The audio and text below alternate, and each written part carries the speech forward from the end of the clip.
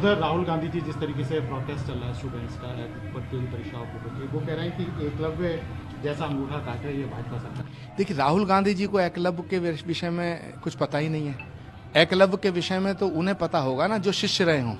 राहुल गांधी तो किसी स्कूल में पढ़े नहीं है। राहुल गांधी जी को एकलव्य पे बोलने का अधिकार नहीं है।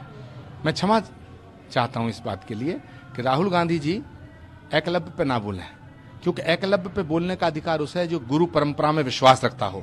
राहुल गांधी जी गुरु परंपरा में विश्वास नहीं। राहुल गांधी जी को गुरु परंपराओं का पता ही नहीं। भारत की भावना क्या है, जनमानस के मानसिक पटल पर अंकित क्या है। राहुल गांधी जी राम के विरोध में रहते हैं, सनातन के विरोध में रहते हैं, गंगा के विरोध में रहते हैं, गाय के विरोध में रहते हैं, गायत्री के विरोध में रहते हैं, भारतीय संस्कृति सभ्यता सबके विरोध में रहते हैं। राहुल गांधी जी ने इतनी बड़ी पार्टी को डुबो दिया 15 सालों में। अब ये विपक्ष को फैसला करना है कि जिस आदमी ने कांग्रेस पार्टी को 15 सालों में डुबो दिया, वो नेता उनकी कश्ती को कहां ले जाके डुबोएगा, ये फैसला विपक्ष को करना है। ये फैसला अखिलेश यादव को करना है। ये फैसला केजरीवाल जी को करना है। ये फैसला शरद पवार जी को करना है। ये फैसला ममता बनर्जी को करना है।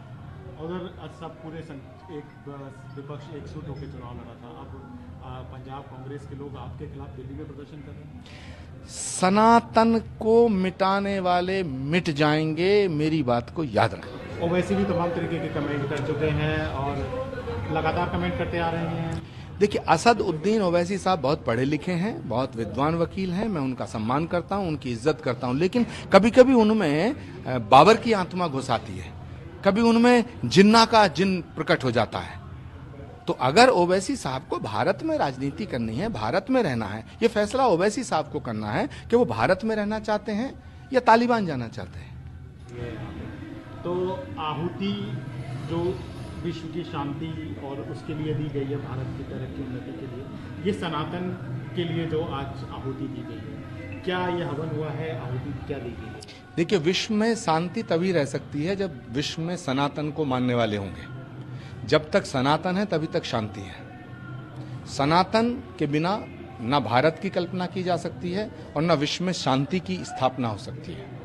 शांति के लिए, जीवन के लिए शांति जरूरी है, मानवता के लिए शांति जरूरी है, लेकिन शांति के लिए सनातन बहुत जरूरी है। इसीलिए श्री कल्की धाम, जहां भगवान श्री कल्की का अवतार होगा, उस भूमि पर भगवान कल्की का अवतार संभल की धराधाम पे होगा। ये पुराणों में लिखा है। भगवान के अवतार से पहले श्री कल्की धाम की स्थापना हुई है, प्रधानमंत्री जी के हाथों से उसका शिलान्यास हुआ है। तो आज हम सब लोग इकट्ठा होकर के संभल और सनातन पे चर्चा करेंगे कि सनातन का संभल से संबंध क्या है, संभल का पुराणों में उल्लेख कहां कहां है। आज सभी संत इकट्ठे हुए हैं श्री कल्की धाम में। एक चिंतन, मनन और मंथन होगा, सनातन और संभल, संभल और सनातन।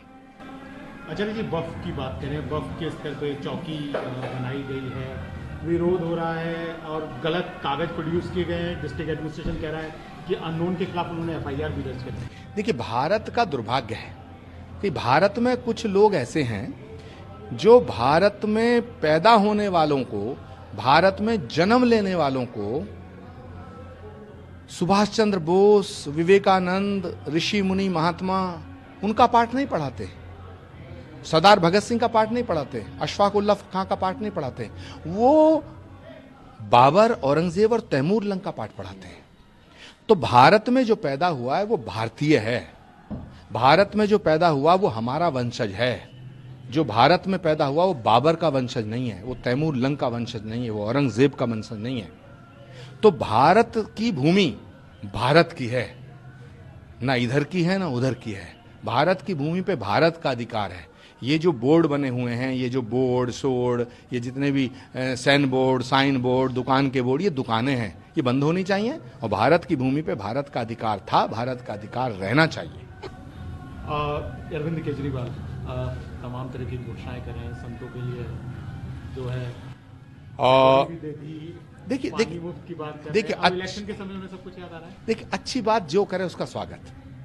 संत महात्माओं को अगर वो सम्मान देना चाहते हैं तो मैं केजरीवाल जी का भी स्वागत करता हूं। संत महात्माओं का जो सम्मान करना चाहता हूं, मैं सबका सम्मान करता हूं। ये भारत जो है, कहा जाता है कृषि प्रधान देश है, लेकिन मुझे लगता है ये ऋषि प्रधान देश है।